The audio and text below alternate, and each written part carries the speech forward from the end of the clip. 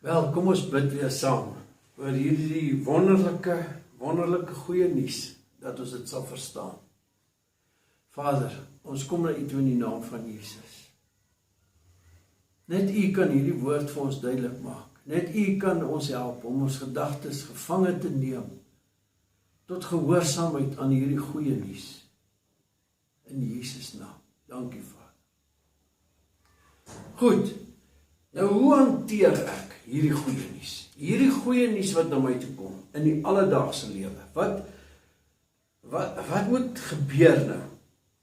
Nou, hier kom die nuus na jou toe. Jy besef, jy het vir Jesus nodig. Die kruis, die begrafnis en die opstanding is jou antwoord. Maar ons gaan nou kyk na dit. Hierdie goeie nuus. Want nou moet jy hoor. Nou moet jy die goeie nuus hoor. Help nie hoor weer hierdie slegte skuldbrief teen jou nie. Jy moet hoor, die skuldbrief is op Jesus. Jy moet weet, want jy moet nou wandel en jou gemoed, hierdie gemoed, wat sê skuldig, hierdie gemoed moet nou vernuwe word, na 'n gemoed wat sê, onskuldig. Ek het gedink ek is onskuldig, maar nou sien ek is meer onskuldig as wat ek gedink het. En jy groei in dit. En dit is wat God wil hê. God wil hê ons moet die werk van sy seun so eer, dat dit vir ons sigbaar word in ons eie lewe. Nou, wat gebeur as jy nou na hierdie heerlikheid van God, hierdie heerlike boodskap van die kruis, die begrafnis en die opstanding van Jesus en die uitstorting van die Heilige Gees, as jy daarna begin kyk, wat gebeur as jy daarna kyk? Hierdie heerlikheid van God. Kom ek wys vir jou. In 2 Korintiërs hoofstuk 3, ek gaan dit vir jou wys. 2 Korintiërs en hoofstuk 3. Hy sê, van vers 15 af, ja, tot vandag toe, wanneer Moses gelees word, is daar 'n bedekking oor hulle hart. Moses, die wet. Wanneer die wet gelees word, is daar 'n bedekking oor hulle hart. Wat doen hierdie wet? Hy veroordeel hulle. Jesus sê in Johannes 5, praat hy weer daaroor, kom ek wys jou, Johannes 5, en ek wil vir jou daar lees, hierdie,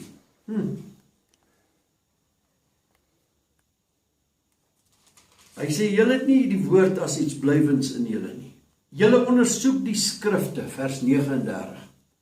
Julle ondersoek die skrifte, omdat julle meen dat julle daarin die ewige lewe het. En dit is die wat van my getuig. En julle wil nie na my toe kom, om die lewe te hê nie. Eer neem ek van die mense nie aan nie. Maar ek ken julle, dat julle die liefde van God in julle nie het nie. Praat van hierdie mens, net.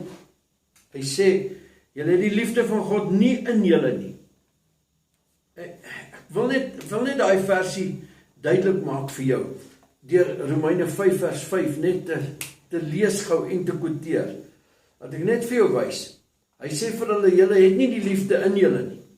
Nou Romeine 5 vers 5 sê, en die hoop beskaam nie, omdat die liefde van God in ons harte uitgestort is, deur die Heilige Gees, wat aan ons gegee is. So, hier het ons nou weer, hierdie mens, het die liefde van God in hom, en jy, as jy hierdie glo, het jy die liefde van God in jou.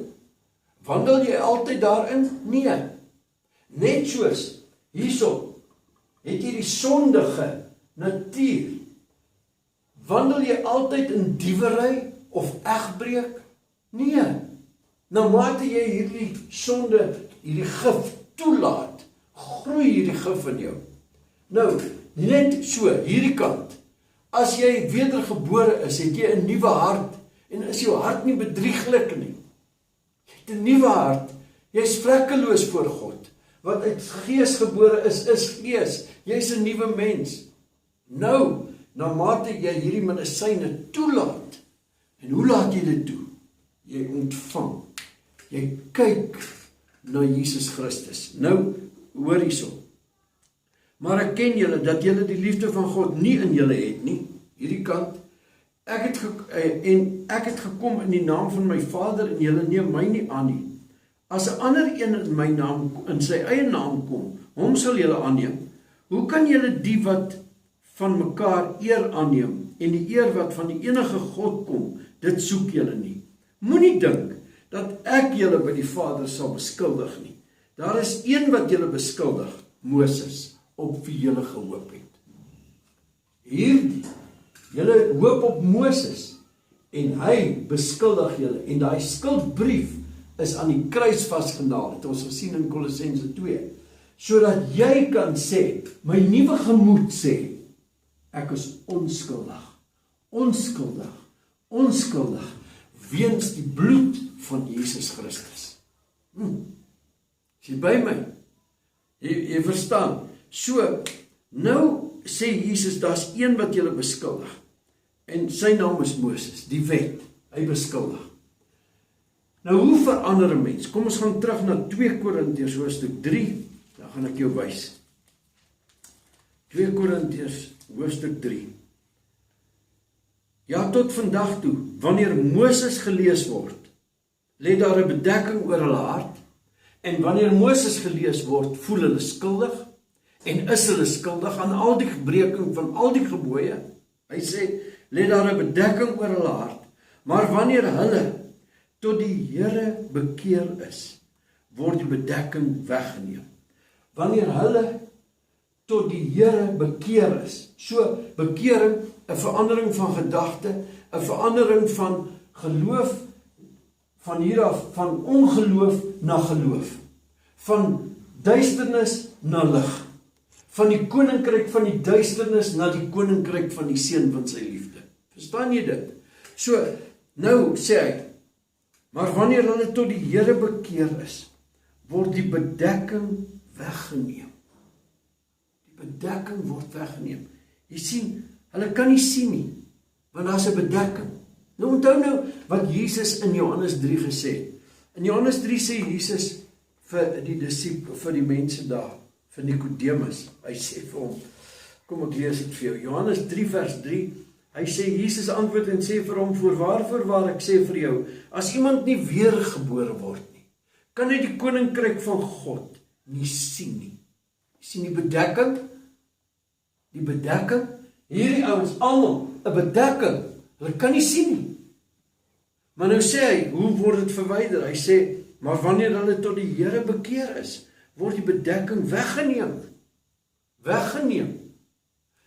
Johannes 3 vers 5, kom ek lees hom, hy sê, Jesus antwoord sê vir hom, voorwaar ek sê vir jou, as iemand nie gebore word uit water en gees nie, kan hy die koninkryk van God nie ingaan nie. Hy kan dit nie sien nie, hy kan dit nie ingaan nie.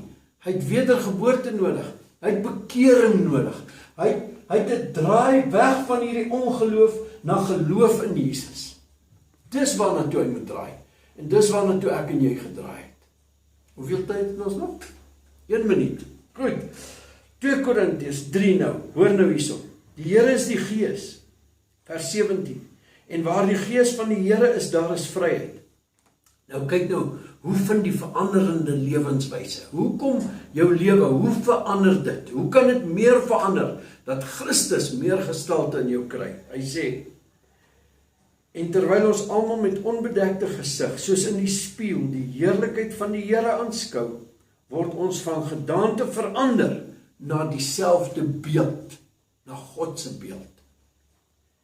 Van heerlikheid tot heerlikheid, as deur die Here wat die Gees is. Mooi bly.